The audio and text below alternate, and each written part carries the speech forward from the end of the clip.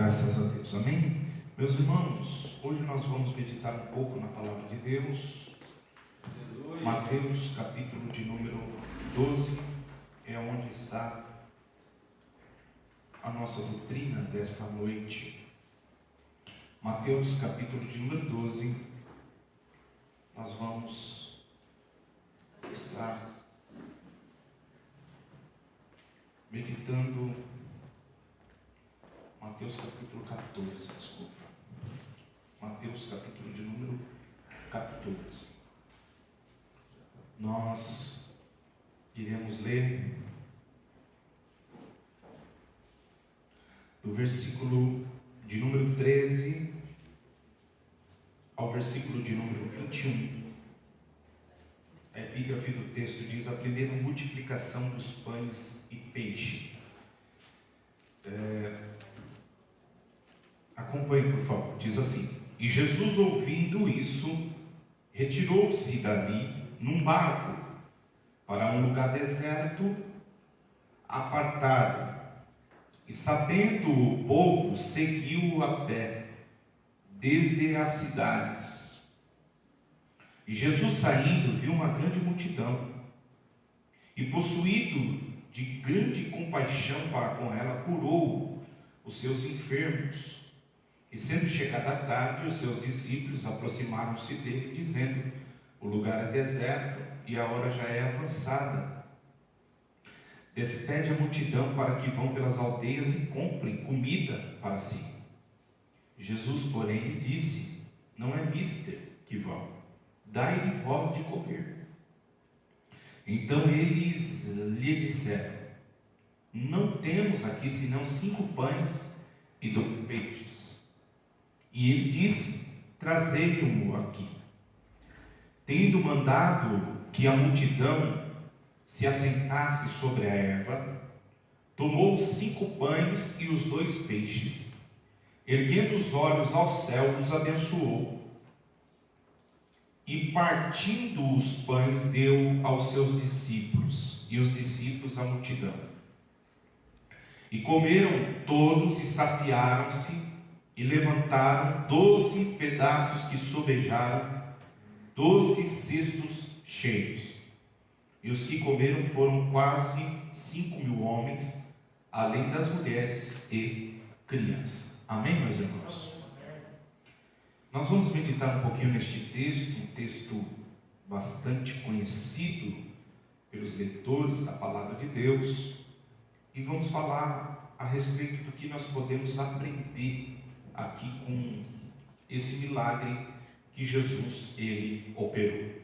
Para que a gente possa se localizar, nós estamos diante desses versículos e o contexto está relacionado logo alguns meses depois de Jesus receber uma notícia de que João Batista havia morrido e Herodes queria ver Jesus e até estava o confundindo, pensando que Jesus pudesse ser aí o João Batista que havia ressuscitado.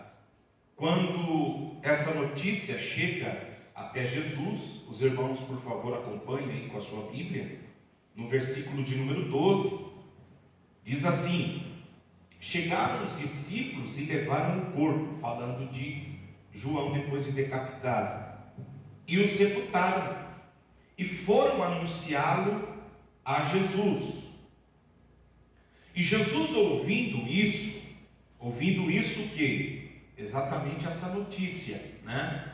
Em que João, seu primo, aquele que havia vindo como precursor do seu ministério, aquele que havia vindo preparar o caminho para ele, havia morrido, ou haviam, ou matado, decapitado, como nós temos aí, do versículo de número 1 ao versículo de número 11, falando. Então, Jesus, quando ele ouve isso, ele deseja partir para um lugar deserto, para que ele pudesse estar ali com os seus discípulos, né? Alguns dizem que devido essa tristeza, outros afirmam devido a essa má compreensão de Herodes, Jesus então há de se retirar um pouco para o lugar deserto. O versículo de número 13 vai nos dizer que quando Jesus ele chega nesse lugar onde ele tentava estar apenas com seus discípulos, descansando um pouco, a Bíblia diz que quando ele vai para essa região, o povo segue Jesus atrás, a pé. Então o povo se esforça por causa dos milagres que Jesus havia operado. Então há uma multidão que já está o seguindo. Versículo de número 13, diz aí, apartando-o e sabendo o povo, seguiu a pé desde as cidades. Então Jesus foi de barco com os seus discípulos, mas a multidão, sabendo da informação, procuraram de alguma maneira saber para onde ele ia e seguiram ele, e foram de a pé, caminhando. Quando Jesus chega então nesse deserto, nesse lugar onde ele iria estar com os discípulos, observe o versículo de número 14, nós vamos ver a reação dele diante do esforço do povo. Jesus levou em consideração aqui o esforço do povo de ir atrás dele, né? Então essa reação de Jesus, ela é interessante, porque o seu propósito era se deslocar um pouco, estar com os seus discípulos. O capítulo 6 diz que eles iam e vinham e não tinham tempo nem para comer, então eles iam descansar um pouco. Só que diante da necessidade do povo e do esforço daquela multidão, Jesus então muda um pouco o propósito, e aí a Bíblia diz que ele, vendo aquela multidão, é o versículo 14, possuído dessa íntima compaixão para com ela, porque havia muitos necessitados ali, muitas pessoas doentes, a Bíblia diz que curou os enfermos. Então, você imagina uma multidão ali de pessoas, Jesus tinha um propósito, mas diante da reação daquele povo, ou da ação daquele povo, a reação de Jesus então é de estar curando aquelas pessoas pelo esforço que eles fizeram. Porém, observe que o cenário, aí no versículo de número 15, do capítulo de número 14, diz que não nos diz exatamente a hora que isso aconteceu. Porém, alguns intérpretes acreditam que passaram-se bastante tempo Jesus ensinando, Jesus curando, era muita gente, de forma que o cenário ali vai ficar um pouco complicado, porque, olha só, o versículo de número 15 diz, e chegada a tarde, né? Então, observe que possivelmente havia iniciado aí, isso na parte da manhã, Jesus então dando atenção para essa multidão, as coisas vão se prorrogando e a tarde começa então a iniciar. E aí diz que há uma preocupação dos discípulos. Então, o cenário aqui é um cenário de preocupação. Os discípulos ficaram preocupados. Qual era a preocupação dos discípulos? Nesse versículo de número 15 mesmo, vai descrever. Diz que o lugar era deserto. Esse lugar deserto é que não havia comércio, não havia lugar algum onde eles pudessem providenciar alimento. Então, é um cenário onde não tinha a possibilidade deles encontrarem recursos para as necessidades aí que eles viessem ter. Esse é o primeiro problema que traz essa preocupação, a impossibilidade deles providenciar alimento, porque havia criança, dizem que era 5.000 homens, alguns intérpretes chegam a dizer de 10 a 15 mil pessoas, devido não contar as mulheres e não contarem as crianças. Então eram 5.000 homens, era uma multidão de homens, com as suas mulheres possivelmente, e alguns ainda chegam a acrescentar crianças. Então imagine aí essa multidão. E qual era o segundo problema que trazia preocupação para os discípulos? Era a hora que estava avançada. Possivelmente aqui, alguns dizem que era entre 15 e as 18 horas. O sol se põe, né? Então, dentro da tradição dos judeus, inicia-se a noite.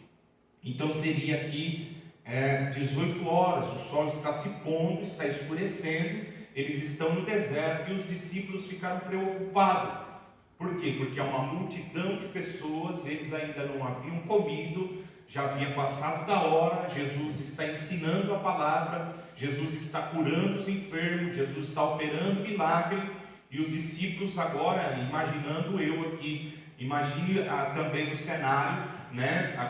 Aquele culto maravilhoso, enquanto Jesus está pregando a palavra, está curando, está ensinando, pessoas ali, o tempo vai passando, só que os discípulos estão no mesmo cenário, mas eles estão um pouco aflitos, começam a ver, né, aquele monte, aquela multidão de pessoas, e as horas estão passando e o culto não termina, e Jesus, será que ele não está vendo que está ficando escuro, né? Daqui a pouco começa a anoitecer, eles estão no deserto, não tem aonde comer, comprar comida, à noite é perigoso para caminhar, temos aí diversos perigos, né, que poderia ali de alguma maneira afetar a vida dessas pessoas. E então nós iremos ver, se fizer um paralelo com o capítulo de número 6 do Evangelho de João, que é o mesmo texto sinótico, na verdade não é sinótico, mas é um texto paralelo sinótico, que são Mateus, Marcos e Lucas, né? Mas João também relata, esse é o único milagre que nós veremos nos 4 evangelhos, mas Jesus, olhando aquela multidão, a Bíblia diz que ele, sabendo o que ia fazer, ele pergunta para Filipe, né? Vendo aquela multidão, Jesus sabia o que ia fazer, e aí Jesus vai chegar até Filipe, preocupado, os discípulos estão, e Jesus vai perguntar: e aí, o que nós vamos dar para essa multidão comer? Então, alguém chega no texto de Mateus e vai perguntar, vai falar com Jesus para que Jesus despedisse o povo. Eu fiquei imaginando, né, nesse texto, alguém conversando entre os discípulos, como obreiro, mais ou menos assim, dizendo: vai lá, fala com o pastor, olha a hora. E essas pessoas, o que nós vamos fazer com esse monte de gente? Né? A noite já é chegada e até agora todo mundo sem comer. Olha, tem criança aqui, quanta gente, será que ele não viu? E alguém vai até Jesus e Jesus diz: não despede, dá comida para eles. Vocês providenciam. E aí, quando nós pegamos João, que é paralelo, como eu já disse, com esse texto, né, nós iremos ver que surgem algumas opções ali, só que todas elas não geravam uma satisfação para providenciar aquilo que eles estavam precisando naquele cenário. Então, baseado nisso, eu gostaria de falar antes que o cesto viesse se encher, antes de que Jesus providenciasse o pão. O que aconteceu antes do milagre? Eu gostaria de falar desse antes. As coisas que na nossa vida também dependem de, para que aconteça algo, né? Então, você vai ver que algumas coisas aconteceram nesse cenário antes do cesto se encher. Aqueles 12 cestos cheios de pão. Com certeza, eles de alguma maneira haviam trazido e deviam já ter comido, porque os cestos estão ali, né? Deviam estar vazios esses cestos. Só que agora nós iremos ver Jesus operar um grande milagre, multiplicando aqueles 5 pães e aqueles 2 peixes. Mas antes de Jesus multiplicar os pães e os peixes, o que é que nós iremos ver Jesus fazer? O que é que acontece naquele cenário antes de Jesus operar o seu milagre da multiplicação? E vamos aplicar isso na nossa vida, pensando o que às vezes nós também precisamos fazer para que o milagre aconteça na nossa vida. Amém, meus irmãos? Então, observe por favor no versículo de número 18, antes que o cesto se enchesse aí, a primeira coisa que nós iremos ver acontecer nesse cenário. O versículo de número 18 do capítulo de número 14 que nós estamos lendo, diz assim: e ele disse, Jesus, trazei-mo aqui. Olha que interessante, trazei-mo aqui o que? Paralelo com João, capítulo de número 6, que André vai dizer, tem um jovem, tem uma criança aqui, que tem 5 pequenos pães de cevada e 2 pequenos peixes. Mas o que é isso para essa multidão? E Jesus então diz assim, trazei-o aqui, traze-o aqui, traz esse rapaz aqui, traz ele com os seus 5 pãezinhos e com seus 2 peixes. A primeira coisa que nós iremos ver nesse cenário, antes do milagre acontecer, é que eles trouxeram até Jesus o que eles tinham. A primeira coisa que nós iremos ver, ainda que nós iremos ver que para André, aquilo dali é insuficiente, é pouco. Nós estamos vendo que são 5.000 homens, fora, como eu já disse, essa possibilidade de mulheres e crianças. 5 pães, e eram pães de cevada, diz que é um pão bem pequenininho, e pequenos peixes, 2. E Jesus disse, traz aqui esses 5 pães que você está achando que é insuficiente, que você está achando que é pouco, aquilo que você está achando que é pequeno, traz aqui. A primeira coisa que nós iremos ver é que antes do cesto se encher, eles trouxeram até Jesus. Esse é o segredo do milagre, meus irmãos. É nós levarmos até Jesus, às vezes o que nós temos, e às vezes até o que nós não temos, mas nós vamos até Jesus. Olhamos para Jesus como aquele que tem o poder de operar o milagre, como a fonte do nosso milagre, ser Jesus. Traze-o até mim. E eles pegaram os pães e trouxeram.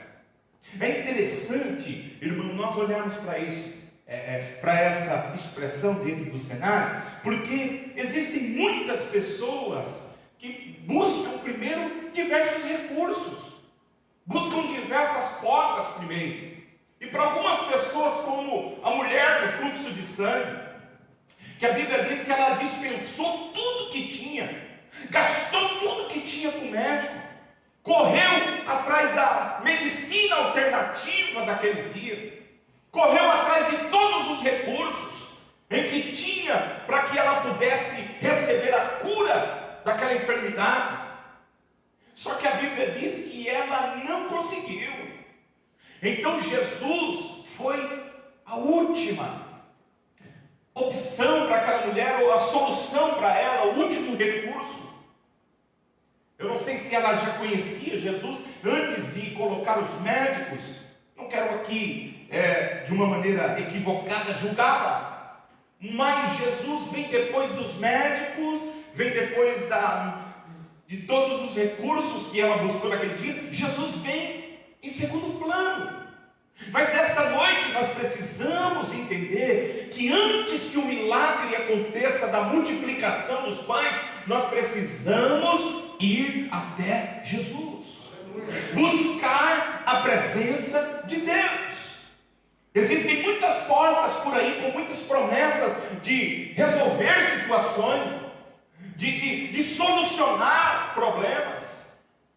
Porém, muitas vezes são apenas tentativas que são jogadas fora, porque essas expectativas acabam até frustrando, porque elas não são correspondidas. elas não são atendidas. Então a pessoa busca em diversos lugares, e nós iremos ver dentro da Bíblia algumas referências muito interessantes que eu achei aqui. Por exemplo, em Mateus capítulo de número 8, quando versículo de número 16, se você quiser pegar, depois de Jesus estar dentro da casa de Pedro e curar ali a sogra de Pedro, nós vamos ver então assim, versículo de número 16: e chegando à tarde, trouxeram-lhe muitos endemoniados. O que eles fizeram? Trouxeram até quem? Até Jesus. Trouxeram quem? Endemoniados, pessoas possessas por espíritos de enfermidade, por espíritos malignos. E qual foi o que aconteceu, a reação que aconteceu diante da ação desse povo de trazer até Jesus? Aí a Bíblia diz assim, e ele com a sua palavra expulsou deles os espíritos e curou todos que estavam enfermos. O que eles fizeram? Trouxeram até Jesus. Observe ainda Marcos capítulo de número 9, versículo de número 20, uma das passagens que eu mais amo dentro da palavra de Deus, que fala a respeito do pai do lunático, aquele jovem que desde a sua meninice sofria ali com ataques demoníacos, e esse pai vai atrás de Jesus, porém Jesus está no monte. Os discípulos que ficaram ali no vale são 9, 3 sobem com Jesus lá para o monte, enquanto eles estão vendo a nuvem de glória, a transfiguração de Jesus. Lá no vale há decepção, lá no vale há tristeza, há debate ali com os fariseus. Por quê? Porque o pai traz até os discípulos e os discípulos não puderam fazer nada. E quando Jesus chega no cenário, a Bíblia diz que ali está um pai decepcionado, está uma criança, um jovem possesso de demônio, e os discípulos sem saber o que fazer, e os fariseus julgando eles. E quando Jesus chega no cenário, Jesus pergunta: o que é que está acontecendo? E aí o pai se manifesta e diz: é que eu trouxe o meu filho, que tem um espírito desde a sua meninice, que é onde o pega, o joga no fogo, na água, e ele sofre com isso, e ele vem secando cada vez mais. E Jesus diz assim: trazei-o aqui. Nós precisamos entender que o segredo do milagre, irmão, está em buscar a Deus, levar até a Ele a nossa necessidade. Traga até Jesus, ainda que alguém disse assim: não tem mais jeito, o casamento já foi, como dizem aí fora, para o beleléu, acabou, não tem mais solução. Já buscaram diversos ajuda, recursos, buscaram terapia, aconselhamento, já fizeram de tudo, já venceu, já fez trabalho na cachoeira, e nada disso adiantou. Mas qual é o segredo? Traz até Jesus, irmão. Coloca diante do altar dele, coloca diante da mão dele, da presença dele. Por quê? Porque na presença dele tem milagre. Ninguém sai do mesmo jeito da presença dele. Trazê-lo aqui, traz aqui, aleluia. E os discípulos trouxeram, e quando eles trouxeram, o que acontece? Milagre. Chegaram em uma cidade, e a Bíblia diz que trouxeram, Betsaida, um cego. E esse cego, ele não era de nascença, como no capítulo de número 9 do Evangelho de João. Alguns dizem que ele havia perdido por causa do clima que há ali no Oriente, vento muito forte, calor, e alguns dizem que devido a isso ele pode ter perdido a sua visão, e o que faz com que ele viva na cidade de Betsaida. A cidade de Betsaida, dentro da Bíblia, é considerada como a cidade da incredulidade. Jesus disse que se tivesse operado os sinais que operou lá dentro da cidade de Betsaida, se fosse Sodoma e Gomorra, aquele povo havia se convertido. A cidade de Betsaida, dentro da Bíblia, representa a incredulidade. Aquele homem perde a visão e fica na cidade de Betsaida. Isso tem um significado muito interessante, dizendo que às vezes nós podemos perder a visão diante das coisas que acontecem na nossa vida e nós ficamos em uma região ou em um estado de incredulidade. Antes de Jesus operar o milagre, a primeira coisa que Jesus vai fazer é tirar ele da cidade, é colocar ele para fora da cidade. E depois, você sabe muito bem que Jesus toca e pergunta para ele se ele está vendo. Ele diz que vê homens como árvore andando. Por isso acredita-se que ele, conhecia a árvore, por conhecer, ele não era um servo de nascença. E depois a Bíblia diz que Jesus então o cura e ele vê agora a longe. E aí Jesus diz: volte para a tua casa e não entre na cidade. Ou seja, não volte a esse estado de incredulidade. Sai daqui e vai para a tua casa. Mas o segredo do milagre da restauração foi eles trazer até Jesus. Quantas pessoas que estão deixando de vir à casa de Deus, de trazer as suas necessidades ao Senhor, de buscar a presença de Deus. Quanta gente que tinha por hábito a oração no monte e hoje já não busca mais Deus no monte, já não tem mais, não vem mais na consagração, não tem tempo de oração em sua casa, deixaram, hoje espera em diversos recursos, busca em diversos lugares solução, mas nunca vai na oração buscar a Jesus, levar a sua necessidade a Jesus. Mas antes do cesto se encher, nós precisamos trazer a nossa causa até Jesus. Traga até Jesus, irmão. Ele não nos frustra, Jesus não nos decepciona, Ele é poderoso para fazer além daquilo que pedimos ou pensamos. Ele tem poder de operar nesta noite. Você crê nisso, irmão? O segredo do cesto se encher é você colocar o pão na mão de Jesus. Eu lembro de uma situação que nós passamos com meu filho Samuel na nossa casa alguns anos atrás, que eu, como os irmãos sabem, eu tenho bastante livro, e nós estávamos trocando de lugar os livros, e nós deixamos uma estante que eu havia ganhado da minha irmã, nós deixamos ela sem, e criança você sabe como que é. E num dia desse, eu estava até com um irmão na porta de casa conversando e tal, e daqui a pouco nós escutamos um barulho, um estrondo dentro de casa. Eu estava lá embaixo, os irmãos conhecem ali onde eu moro, e eu conversando com esse irmão, de repente a Mari falou, me gritou, e eu subi porque eu ouvi aquele barulhão, e quando eu cheguei lá, irmãos, a estante tinha caído em cima do Samuel, do peito dele. Ele estava roxo, a Mari em desespero, gritando, aquela situação complicada. E aí eu, graças a Deus, consegui me controlar naquele momento, mas a cena era terrível, porque eu vi meu filho verdadeiramente, irmão ali, quase morto. Ele estava de uma cor já assustadora e ele não respirava pela pancada da estante no peito dele. Mas eu não me esqueço, a primeira coisa que eu fui fazer, esse irmão estava conosco ali também, nos ajudou, e eu disse para Mara, calma, em nome de Jesus, não é desespero, não vou entrar em desespero, foi Deus que nos deu. E eu lembro, irmão, que eu coloquei ele no chão da sala, e ele estava ali, irmão, parecia que morto. Eu coloquei ele ali, dobrei meu joelho em cima dele, esse irmão dobrou o joelho do lado, a Mari, nós ali, em desespero, e coloquei a criança ali. Eu disse, Jesus, eu coloco meu filho nas tuas mãos, Senhor, ele está nas tuas mãos, Pai, o Senhor que me deu essa criança, Pai, ele está nas tuas mãos, eu entrego a vida do meu filho nas tuas mãos. Depois daquela oração, nós saímos em desespero, colocamos dentro do carro, saímos correndo.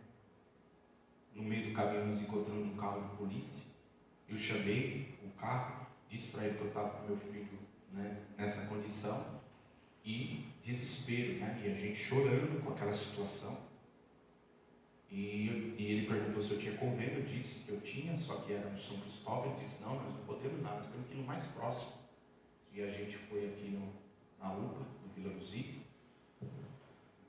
portanto, na contramão, na avenida ali, na frente, aquela situação. Quando nós chegamos lá, irmãos, tinha um problema, porque não tinha raio-x, o raio-x estava quebrado, não tinha o que fazer ali. Quando nós chegamos com o meu filho lá, colocamos ali na maca, eu acho que não deu 5 minutos, né? Nisso já a gente em desespero, meu filho voltou e parecia que não tinha acontecido nada, para a glória de Deus, para a glória de Deus. Saindo dali, eu liguei na hora com o meu irmão, digo, intercede aí, que eu acho que o Samuel aqui só por Deus mesmo. Caiu o estante em cima dele, dobra o joelho aí, ora por ele, a Maria entrou com ele, tal. Só que quando nós colocamos na mão de Jesus, Deus, ele é poderoso. Nós saímos com ele dali já, né? Graças a Deus. Para nós normal, né? Levamos no hospital então para fazer a chapa, para ver se não tinha quebrado nada, porque ele não respirava, né? Depois, graças a Deus, mas nós cremos que a solução para essa situação foi ter colocado ele na mão do Senhor. Quando nós colocamos na mão de Deus, na mão certa, você pode ter certeza que o milagre ele acontece. Então eu não sei em quem ou na mão de quem você tem colocado a sua necessidade, mas esta noite ela é oportuna para nós que estamos aqui, para os irmãos que estão nos acompanhando. Coloque nas mãos de Deus, coloque o teu filho nas mãos de Deus, coloque o teu casamento nas mãos de Deus, coloque o teu lar nas mãos de Deus. Esse momento que nós estamos, Deus, eu entrego nas tuas mãos, está aqui. E Deus, ele vai fazer a vontade dele, ele vai operar, e quando ele faz, ele sempre faz o melhor. Você crê nisso? Observe o versículo de número 19. A segunda coisa que nós vamos aprender dentro desse texto, antes que o cesto se enchesse de pão, de providência, de milagre. Olha o versículo de número 19. E tendo mandado que a multidão se assentasse sobre... Olha que interessante isso. A parte A. Segunda coisa que nós vamos ver dentro desse texto, antes do milagre acontecer, é que Jesus ele diz aqui, traz aqui o pão, eles trouxeram. Aí você imagina 5.000 homens, fora mulheres e crianças. Imagina como que estava o cenário, irmão. Às vezes, com toda certeza, tinham conversando ali. Às vezes uma criança, como você sabe, correndo daqui, né? Aquela multidão conversando. E Jesus, então, ele vai dar uma ordem. Isso aqui é algo extraordinário, porque, preste atenção, se você quiser pegar em Marcos capítulo 6, pegue aí, por favor, Marcos capítulo 6, nós estamos em um culto de doutrina, versículo de número 39, que é a mesma passagem, é um texto paralelo, e nós vamos ver aqui a segunda lição que nós aprendemos antes do milagre acontecer, antes do cesto se encher. Olha o que Jesus vai fazer, ele vai ordenar. Olha o versículo, no Mateus está dizendo, tendo mandado, Jesus mandou. Aqui no versículo 39 diz, ordenou. E eu estava estudando essa palavra grega aqui, ó, e ordenou que fizessem assentar a todos, em grupos, sobre a erva verde. Essa palavra ordenar aqui, transliterado do grego aqui, é evitaço, que quer dizer aqui impor. Olha só, Jesus impõe, ele dá uma ordem, ele é enfático aqui, ele dá uma ordem, coloque as pessoas assentadas, em grupos. Depois veremos que quando vai distribuir o pão era de 100 e de 50. A segunda lição que nós aprendemos dentro desse texto aqui é que antes de Jesus fazer um milagre para encher o cesto de pão, Jesus mandou colocar as coisas em ordem. As pessoas estão andando para lá e para cá. Quem sabe pessoa que já tinha sido curada, já tinha sido abençoada, agora está todo feliz ali. Quem sabe outro que não tinha recebido milagre, poderia de alguma maneira, estou ilustrando o texto, está falando. Só que estava meio desorganizado o negócio ali. Jesus agora chega para os seus discípulos, me traz o pão, trouxeram. Quando ele pega o pão, aí diz, agora coloca aí em ordem as coisas aí, porque está muito bagunçada. Porque enquanto não arrumar as coisas, não vai ter milagre. O que a gente precisa entender? Que o nosso Deus é Deus de ordem, irmão. Deus não opera no meio da bagunça. Deus opera aonde há ordem. Se a sua vida está desorganizada, você precisa entender que primeiro você precisa colocar a sua vida em ordem. Eu lembro de uma vez, uma pessoa que me ligou e disse que não aguentava mais a vida do jeito que estava, que as coisas não iam para frente, a vida não mudava. E a primeira pergunta que eu fiz para ela, eu disse, irmã fulana, você está indo para a igreja? Não, pastor, eu parei. A irmã está fumando ainda? Está fumando. E aí, irmã, como que está a situação com o marido? Ainda no casão. Estamos só morando junto. E às vezes é assim que nós vivemos, irmão. Nós vivemos de maneira que a gente acha que é certo. E nós queremos exigir algumas coisas de Deus com o arraial tudo bagunçado. E a gente precisa entender que o nosso Deus é Deus de ordem. Deus quer ordem no meio da igreja. Deus quer ordem no meio dos obreiros. Deus quer ordem dentro da casa dele. Deus não aceita, meus irmãos, desorganização. Pastor desorganizado, vida desorganizada, obreiro desorganizado, camarada mais enrolado que linha. Precisa organizar a vida se você quer que o seu cesto seja cheio. Quem está me entendendo, irmão?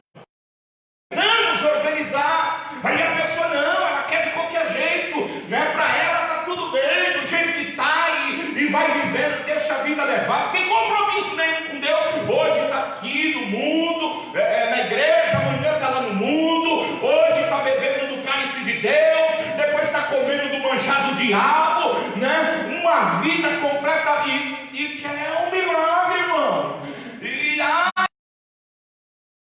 Que milagre, quem está me entendendo?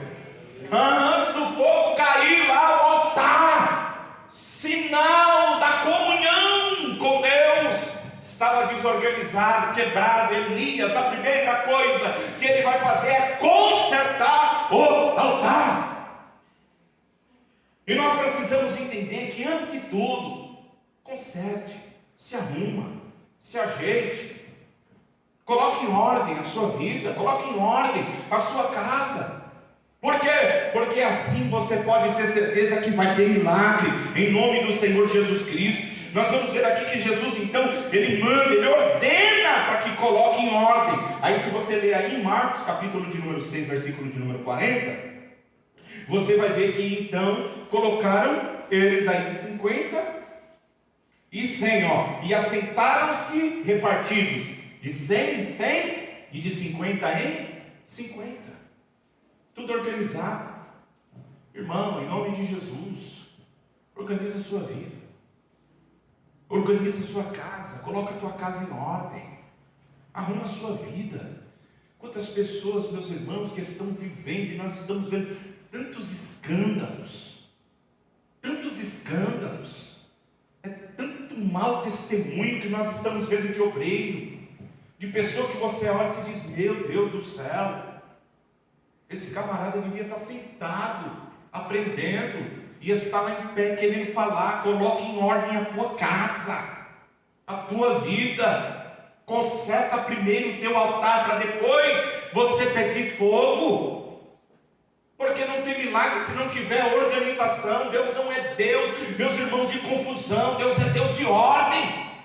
Conserte a tua vida, conserte a tua casa.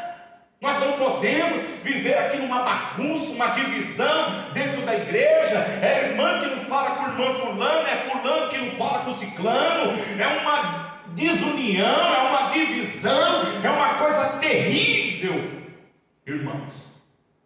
E nós que não, queremos é que Deus opera, que Deus... Não, antes de tudo isso, O que nós temos que fazer? Colocar em ordem. E os discípulos começam a pegar de 50. Senta aqui, filho. Criança, mamãe, pega o seu filhinho aí. Deixa ele sentadinho, quietinho aí. E você agora, silêncio. Não, às vezes você vai em igreja e, meu Deus do céu, está ali uma desordem, é celular. Está nem aí para as coisas de Deus. É um que está conversando com o outro, é uma andação da igreja, é um desfile. E a gente quer que Deus opera. Né? Não temos reverência nenhuma com Deus. Só que a Bíblia diz que nós temos que guardar o nosso pé quando entrar dentro da casa de Deus, irmão.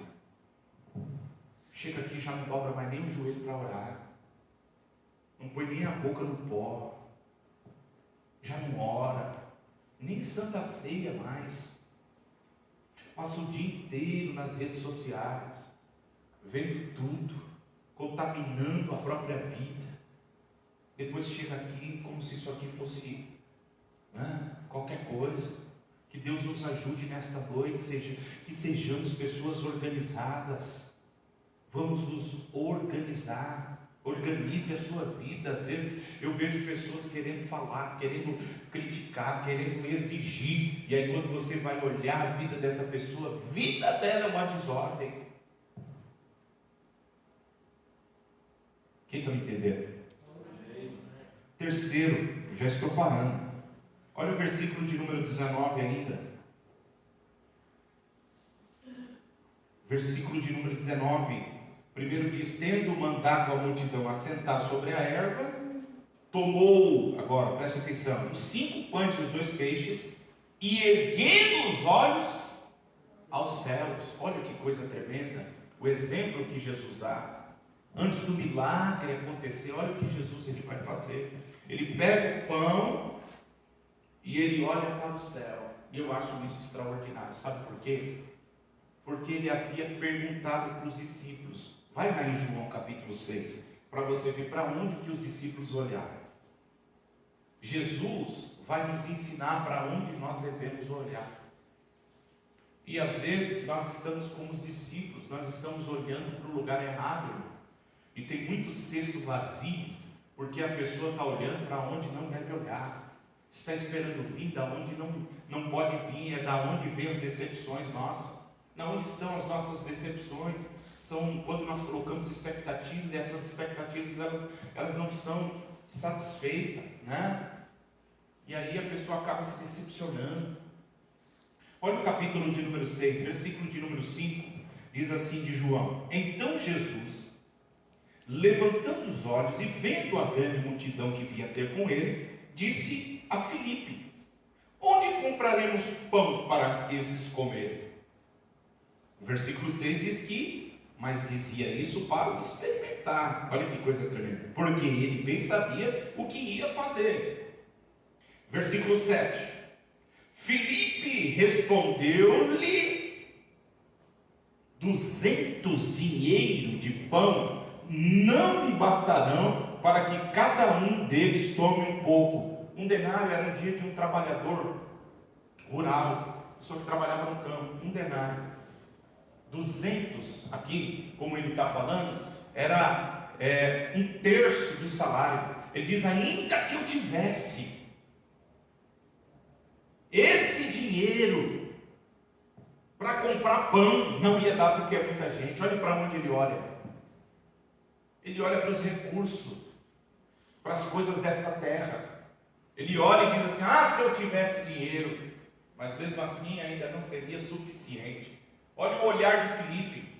Às vezes o nosso olhar está muito focado no poder que esse mundo tem. E quando falamos de poder, falamos de dinheiro. Não é isso que o dinheiro muitas das vezes gera na vida da pessoa? Quanto mais ela tem, mais ela pode. Filipe olha e diz: se tivesse 200, dinheiro não tinha como, que é muita gente. Olha o olhar de Filipe. Agora, olha o versículo de número 9, 8 e 9. Olha o olhar de André. André já foi um pouco melhor. Achou lá o rapaz, o jovem, com aqueles 5 pãezinhos e aqueles 2 peixinhos. E aí diz assim: um dos seus discípulos, André, irmão de Simão Pedro, disse: está aqui um rapaz que tem 5 pães de cevada e 2 peixinhos. Só que observe a expressão, mas o que é isso para tantos? Ele olha e ele vê que aquilo é insuficiente, é muito pouco. Olha a nossa visão, olha a nossa visão. Às vezes nós estamos dessa maneira, ou nós estamos esperando no recurso desse mundo, ou nós estamos esperando na abastança, ter muito. André olha e diz: mas o que é isso para essa multidão?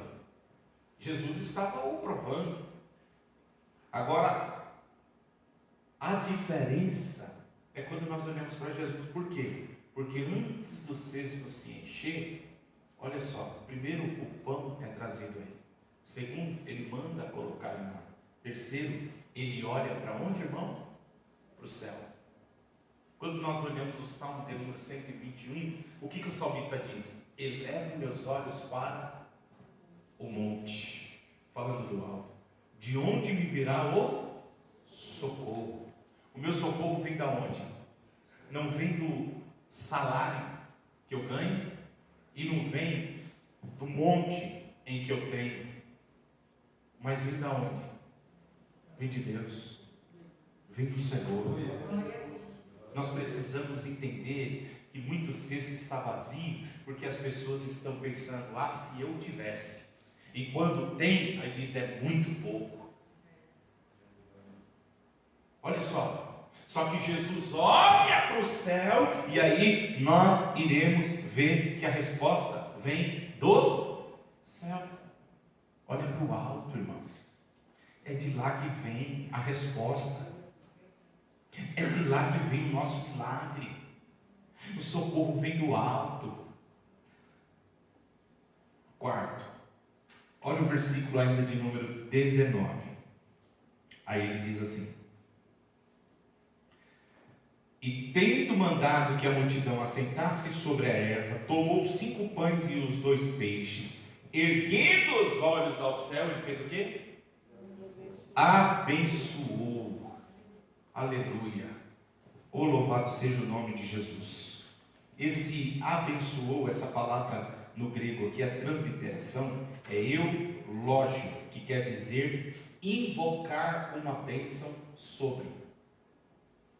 O segredo não é o tamanho do que você tem, mas é na mão de quem você coloca e a bênção que você pede sobre o que você tem.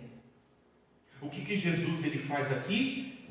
Jesus abençoa, ele invoca: Pai, abençoa.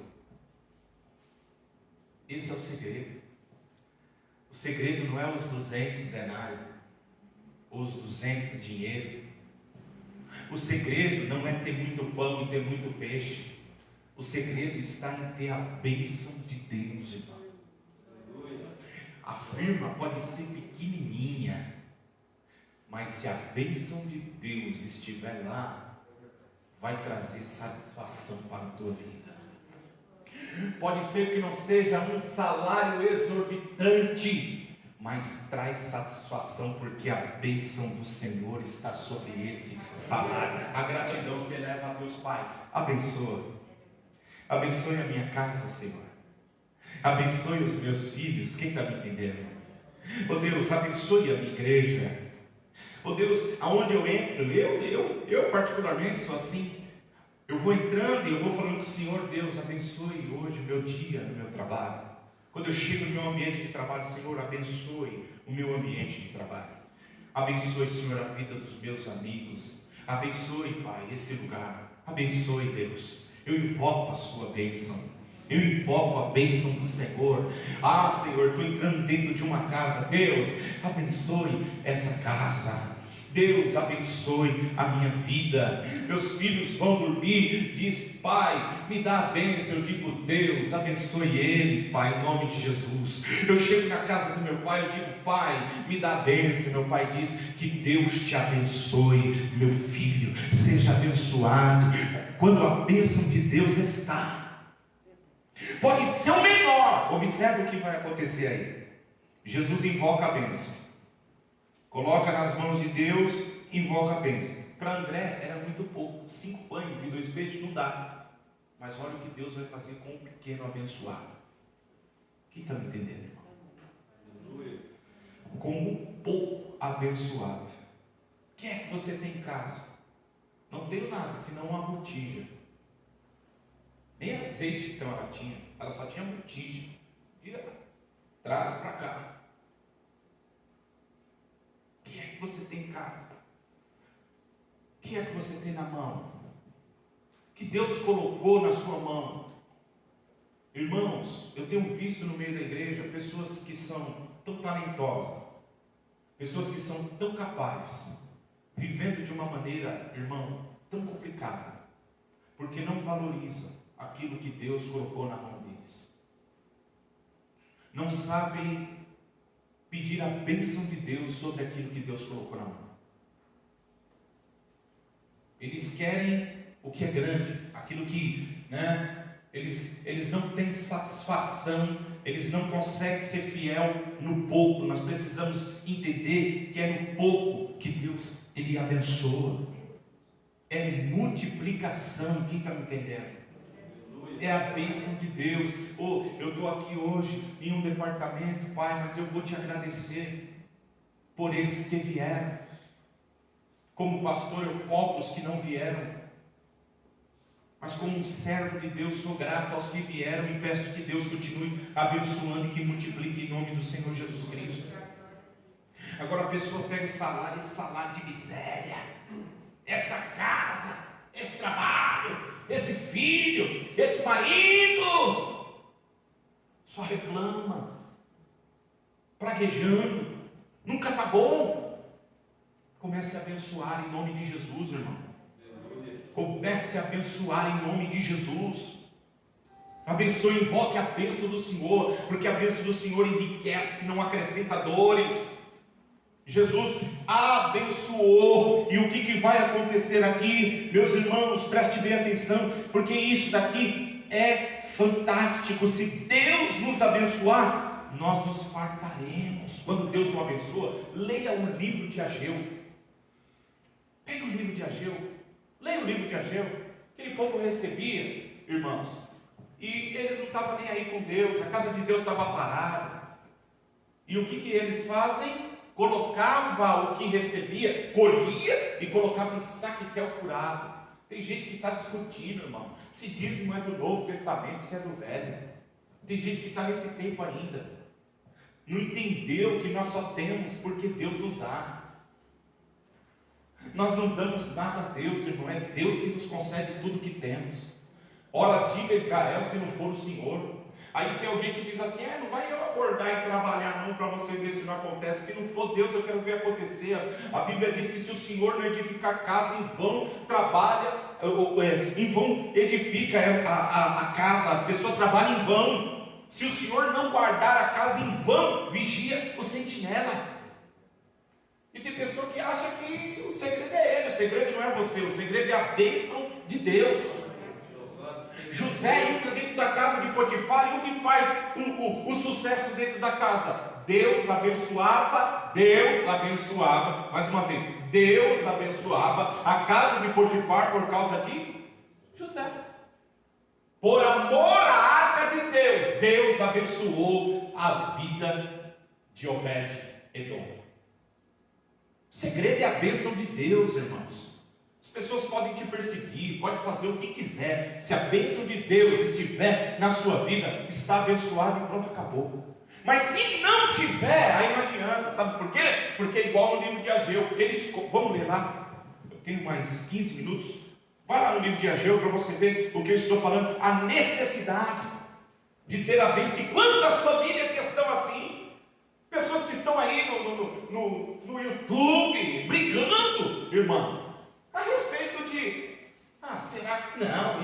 E um monte, falando coisas que absurdas, não entende o segredo para que o cesto se encha, irmão, É uma tristeza, e às vezes a gente vê obreiro, mas Deus, meus irmãos, Ele é poderoso para derramar a sua bênção sobre a nossa vida. Então aqui no livro de Ageu, no capítulo de número 2, vamos do 1 primeiro para você ver. Olha só, vamos pegar aqui no versículo de número,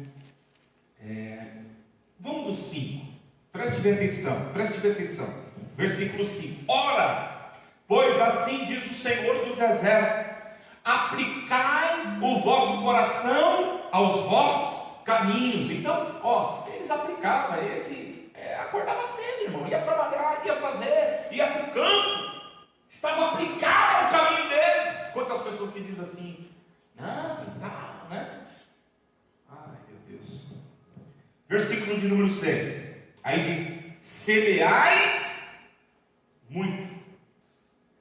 Olha só, semeais muito. Qual que é o segredo? Se Paulo lá em Coríntios, ele vai dizer que aquele que muito semeia, muito também vai colher. E aqui, Deus diz que eles semeavam muito, e olha a consequência, e recolhei pouco. Será que não estava faltando alguma coisa aqui não, irmão? Será que não estava faltando algo aqui na vida desse povo?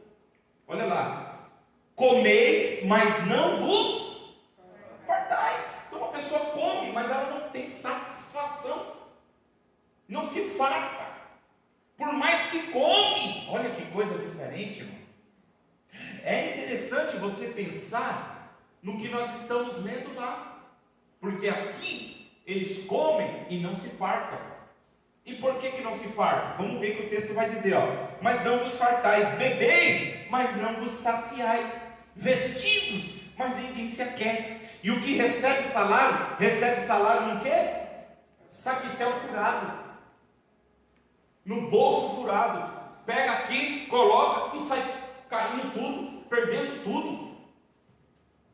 Aí, versículo 7, assim diz o Senhor dos Exércitos, aplicai o vosso coração aos vossos caminhos, subi o monte, trazei madeira, edificai a casa do Senhor, e dela me agradarei, e eu serei glorificado, diz o Senhor. Ou seja, eles estavam vivendo de maneira em que Deus não era glorificado, irmãos.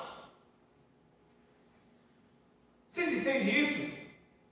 Quando nós vivemos de maneira que glorificamos a Deus, a bênção de Deus vem sobre a nossa vida.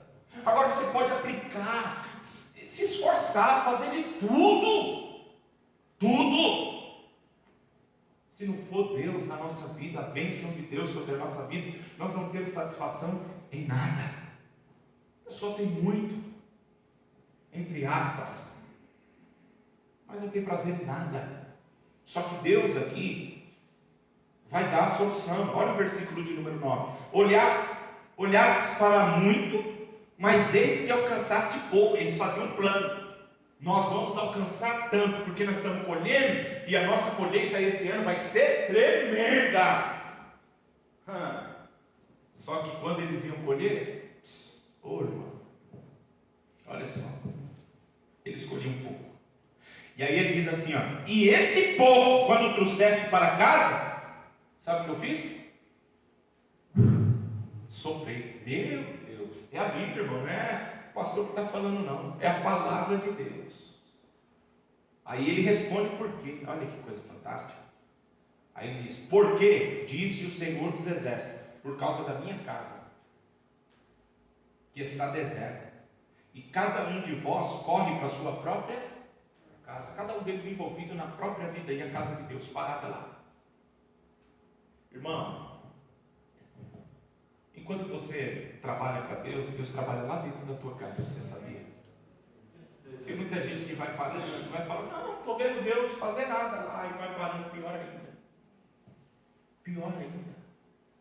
Agora, enquanto você está aqui trabalhando, fazendo para Deus, edificando a casa do Senhor, a obra dele, às vezes dentro da tua casa as coisas não estão da maneira que você gostaria que estivesse. Existem pessoas lá que ainda não são crentes, você está pregando salvação para outras pessoas, mas Deus está trabalhando, a casa dele está sendo edificada e ele está trabalhando. É isso que ele faz, irmão. Deus, ele é poderoso e a gente precisa entender isso. Continuando, preste atenção. Aí ele diz, versículo de número 10, por isso retém os céus o orvalho e a terra retém o seu fruto. Quem que envia a chuva Temporã e Seródia? Quem que envia, irmão? É Deus. Quem faz o fruto nascer? É Deus, irmão. É Deus. Agora, e se não for o Senhor? E se não for Deus? Vocês estão me entendendo? Versículo de número 11. E fiz vir a seca sobre a terra, sobre os montes, sobre o trigo, sobre o mosto, sobre o azeite, sobre a terra, que a terra produz, como também sobre os homens, sobre os animais, sobre todo o trabalho de mãos. Aí a Bíblia diz que eles ouviram. Aí, eu acho interessante no capítulo de número 2, que aí, depois da repreensão, vem a promessa. Olha que coisa tremenda. Capítulo de número 2. Vai aí para o capítulo de número 2. E aí, versículo de número 18. Onde, pois eu vos rogo, desde esse dia em diante, desde o 24º dia do mês 9, desde o dia em que se fundou o templo do Senhor, põe o vosso coração nestas coisas. Irmãos, a gente precisa colocar o coração em coisas que Deus deseja que nós coloquemos. Olha o segredo da bênção. Louvado seja o nome de Jesus. Aonde você está colocando o seu coração? Preste atenção. Aí ele diz assim: a semente do celeiro é uma pergunta, e essa pergunta aqui é uma pergunta que se chama retórica. Deus já sabe da resposta, ou quem está escrevendo pergunta sabendo da resposta. O Espírito Santo aqui usa a vida de Ageu sabendo. Por quê? Trabalharam muito, plantaram muito, fizeram planejamentos, dizendo: nós vamos colher muito, só que eles não colheram nada. Ele diz: vocês trabalharam muito, vocês fizeram, aplicaram o coração, vocês se esforçaram, fizeram tudo que vocês podiam. Aí Deus faz uma pergunta: tem um trocadinho aí? Sabe o que eles vão dizer? Preste atenção. Nem a videira, nem a figueira, nem a romeira, nem a oliveira tem dado os seus frutos. Aí Deus diz assim: mas, olha a mudança, o mas dentro do texto. Mas desde este dia, desde esse dia, qual que é o segredo? É a bênção de Deus, irmão. É quando a bênção de Deus ela vem. A partir de hoje eu trago a bênção de Deus sobre vocês. E agora? A romeira não está dando a sua romã, desculpa, né? A vide não está dando aí a sua uva, né? E outras mais aí, né? A oliveira não está dando a sua azeitona, as coisas não vão, o trigo não vem, mas a partir de agora eu estou abençoando a sua vida. Quando? Colocar o coração no lugar correto. Aleluia. E aí o que vai acontecer? Aí a gente finaliza. Vai lá para Mateus capítulo 14, versículo de número 20. Mateus capítulo 14, número 20, e a gente finaliza agora. Você entende essas simples palavras, irmão? Nós estamos em um culto de doutrina. Culto de doutrina é culto de ensinamento. E esse é o nosso propósito, né? Então tem muita gente aí que está colhendo, plantando muito, colhendo pouco, e ainda que colhe, Deus sopra. Isso é muito sério. Pessoa não tem satisfação, não encontra alegria, né? Infelizmente. Tem muita gente aí que às vezes acaba ganhando muito e quando vai ver no final do mês, gasta com coisas supérfluas. E mesmo assim, às vezes ainda para, pensa. Aí Deus diz: eu quero abençoar a sua vida. O segredo é a minha bênção. O segredo é a bênção de Deus. O segredo não é o lugar que você está, porque a Bíblia diz que Isaac, irmãos, no meio do vale, ele cavou, e a Bíblia diz que Deus fez jorrar água viva. O segredo é a bênção, eu vou te abençoar. Aí a Bíblia diz que os inimigos vieram e chamaram Isaac, sabe por quê? Hoje vejo que tu és um abençoado do Senhor. A bênção de Deus estava sobre a vida dele. Jesus pega o pão, 5 pão e 2 peixinhos. É pouco para André. Diz, isso é insuficiente, não vai dar. Aí Jesus abençoou. Aí agora, sabe o que acontece? O milagre da multiplicação. O cesto se enche e eles comem. Primeiro eles dão para o povo, é o trabalho do obreiro, né? O obreiro primeiro alimenta os outros. O pastor, que esse trabalho na obra de Deus, primeiro se preocupa com o povo. Primeiro se alimenta. Depois deles terem alimentado, agora o que sobrou. Não é o primeiro, né, o pastor e depois as ovelhas, né? É o contrário. É o que o texto vai nos mostrar aqui. Preste atenção, versículo 20, 14, 20 de Mateus, irmãos acharam? Amém. Comeram todos. Faltou alguém, irmão? Não, o texto está dizendo que comeram todos. E o que aconteceu? Olha, saciaram. Olha que interessante, essa palavra aqui, de saciar, ficaram saciados. É interessante porque ela vem de um substantivo aqui, grego, de grama, de saciar, vem de um substantivo, e esse substantivo na transliteração aqui é shortos, que quer dizer grama, né? E era usado principalmente para um animal que estava pastando até ficar satisfeito e depois deitava sobre a grama. De tão satisfeito que o animal ele comia a grama e depois ele deitava. Sabe como o povo ficou? Satisfeito. Eles estavam preocupados. E agora o povo vai perecer no meio desse deserto, não tem aonde comprar comida. Jesus manda eles embora e Jesus abençoa o pão, abençoa o peixe e diz: dá para eles, coloca eles em ordem aí, começa a servir. E eles começam a comer, come daqui, come dali. E a Bíblia diz que sobraram. Ai, olha a bênção do Senhor. A bênção de Deus para a sua vida é recalcada, sacudida e transportante. Se você trouxe até Jesus, colocou em ordem a sua casa, lembre nesta noite, irmão, em nome do Senhor Jesus, desta simples palavra. Eu tenho certeza que Deus tem uma bênção para a tua vida tremenda. Você crê em nome do Senhor Jesus Cristo que Deus tem vitória para a sua vida? Você vai comer e vai ficar satisfeito. É suficiente isso, né? Olha, eu estou satisfeito. É assim que Deus ele trabalha. Que Deus nesta noite nos ajude, né? No nome do Senhor Jesus. Saiba que antes do cesto se encher, existem algumas coisas que precisam acontecer, e nós lemos dentro desse texto. Que Deus possa abençoar a vida dos irmãos, que o Senhor possa nos levar para dentro desta palavra tão maravilhosa, e que a gente possa entender que existem algumas coisas que são necessárias para que a gente coma e sinta-se satisfeito. Saia dali, ó, meu Deus, olha, igual diz o nordestino, de bucho cheio, né? Ó, estou em paz agora, estou satisfeito. Aí pegou, agora recolhe o que sobrou, e esse daí fica para vocês comerem. Olha que coisa tremenda. Esse é o nosso Deus, irmão. Ele tem uma bênção de provisão para a tua vida, que vai satisfazer a sua vida. Você crê nisso? Vamos fazer uma oração em nome de Jesus. Você que está aqui na igreja, se coloque de pé, e nós vamos estar orando.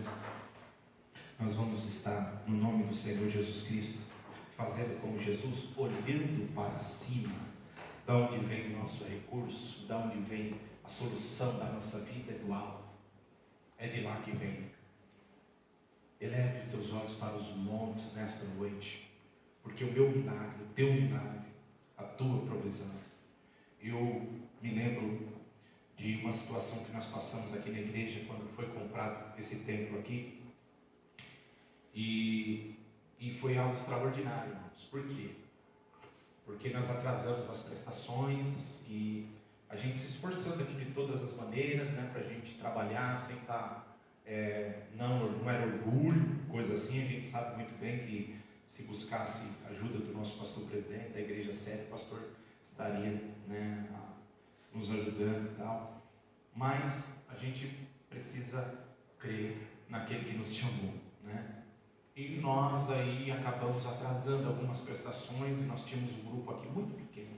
Eu acho que nós devíamos ter uns 10 dizimistas aqui na igreja.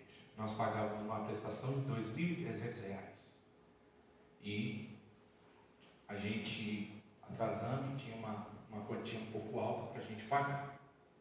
E aí, o presbítero Wesley mudou para cá, para Santo André.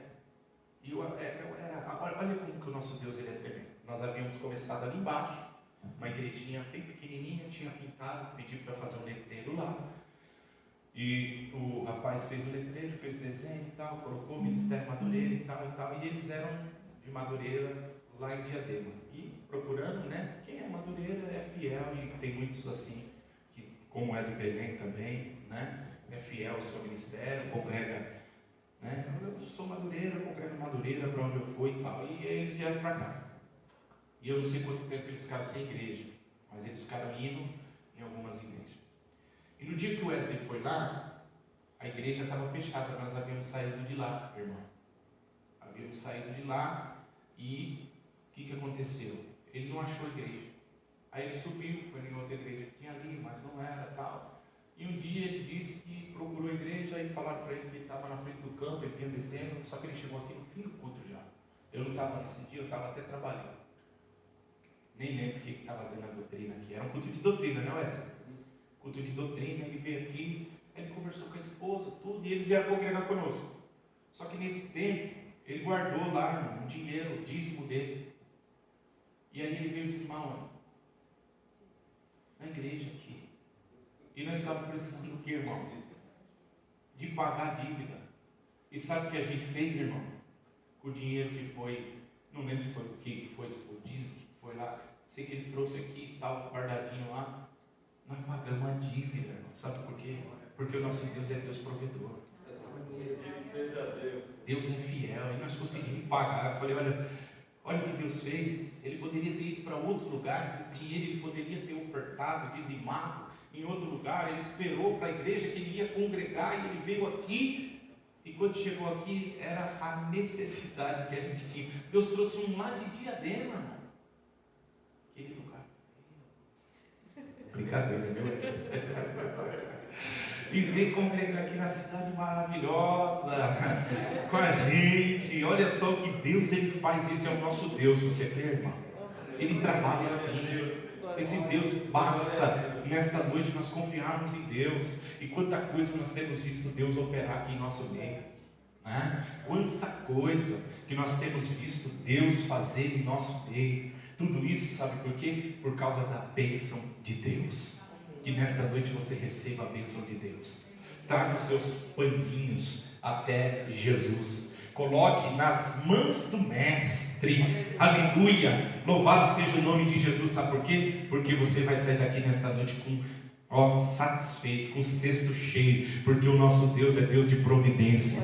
E Ele vai providenciar um grande milagre para a tua vida. No meio dessa crise, desse deserto que nós estamos vivendo, aí no meio dessa situação aí terrível, Deus tem milagre para a tua igreja. Você crê, irmão? Então recebe nesta noite em nome de Jesus. Deus vai te surpreender. Aleluia. Deus tem cura, Deus tem libertação para a tua vida, Deus tem milagre para a tua casa, em nome de Jesus. Pai, nós te agradecemos nesta noite por este culto de doutrina. Pedimos que esta palavra, meu Deus, ela seja aplicada em nosso coração. Aqueles que estão nos acompanhando em casa, que o teu Espírito Santo, Pai querido, possa abençoar a vida de cada um, trazendo esta satisfação, meu Deus querido, em nossa vida, em nossa casa, em nossa família. Porque quando o Senhor está no casamento, a satisfação entre o casal, meu Deus, quando o Senhor está na casa, a satisfação, Pai querido, dentro do lar, meu Deus amado e querido, eu peço em nome de Jesus, abençoa, Pai, vem com a tua bênção nesta noite sobre este povo.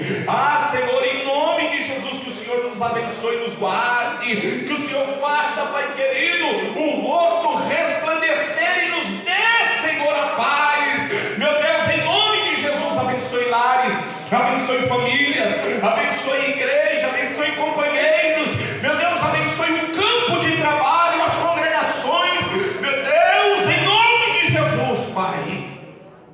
Nós Nós queremos a tua bênção, Pai, em nome do Senhor Jesus. Receba a bênção apostólica, que o grande amor de Deus, a graça de nosso Senhor e Salvador Jesus Cristo, a comunhão e a consolação do Espírito Santo de Deus esteja sobre a vida de todos nós nesta noite. Todos nós juntos dizemos: amém. O Senhor Jesus é por nós. Quem será operando o Senhor, quem impedirá? Ninguém. Deus abençoe. Vão na paz do Senhor Jesus Cristo. Amém, meus irmãos? Não se esquecendo que domingo é a nossa Santa Ceia. Será à noite, tá bom? Santa Ceia domingo. E na parte da manhã nós temos a escola bíblica dominical e temos consagração também no sábado. Deus abençoe a todos.